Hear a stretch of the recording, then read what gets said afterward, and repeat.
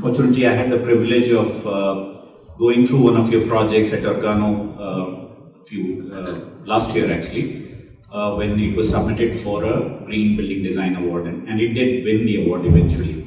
So I'm really impressed by the work that your company is doing. But I would love to know more about the process that your organization Organo uses to design and develop these what is called sustainable collective farming net zero communities. What do we mean by all of that?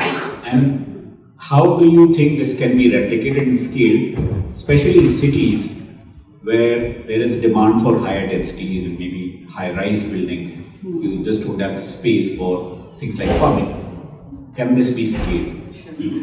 I'll answer the second question first before I jump to the first one. Because the Organo's intent as an organization is to counter-urbanize. So how we can give this as a solution to the city, I'll come to that too. But we were architects, we are architects. And our sister firm is FHD Group, and they are, with 30 years of experience amongst the biggest designers in India. And but there was always a grain in the heart going, are we doing the right thing in our profession with high density communities? And how do we weave well-being into the fabric of the neighborhood or fabric of the community itself? So our first prototype project, which is the one that won the World Green Building Award, against China and Australia. So that was a stamp of recognition and also a big responsibility, where we said, okay, if our prototype community, which includes farming, afforestation, access to safe food in terms of even milk, we have goshalas, we are a net zero community in terms of energy. In fact, we're net positive, and our second community is going to be net zero water. So, and we are pushing third and fourth. That's where our push for is to counter-urbanize families, to relieve the city of some pressures by setting up these examples of communities and neighborhoods that can weave into the fabric of rural India. Because that economic injection has to be in a scale that doesn't disrupt the fabric also. So we're kind of conscious of that move and the shift.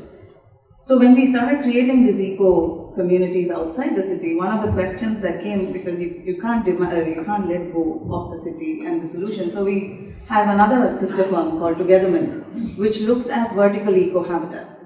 Our first project is in Miapur. We have 4 floors of vertical farming there. We're doing rooftop farming. There's a lot of push towards tying the well-being of the end user and into the community.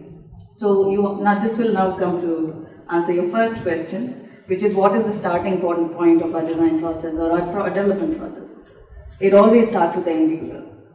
It always looks at Indian families across price segments, and we spend a lot of time on product ideation, where we go and look at their lifestyles, we look at their routines, we look at what is it that's stopping them from adopting green living habits. Because we know sustainability, all of us know that sustainability is a long-term and it's an intergenerational journey. So if that is the case, what happens at home influences what happens in your child's life and what they can do with it in the next generation. So this starting point of looking at the end user completely and then designing solutions for them, be it real estate is one, professional services in terms of maintaining their community and making sure that we can reduce the operational cost of a green community. So that should not be a drain in the end user's brain. They should not say, oh, I'm in a green home, hence it's going to cost me X rupees more on the maintenance cost. So we look at the entire life cycle of a project, from land acquisition all the way to operations and end of life as well of the building, say 60 years, 70 years from then. And we try to slice and dice and see how do you remove all of these obstacles from the end user buying into this idea, 2, the end user adopting green living, and 3, this not being a burden on their pocket. So that's our entire process.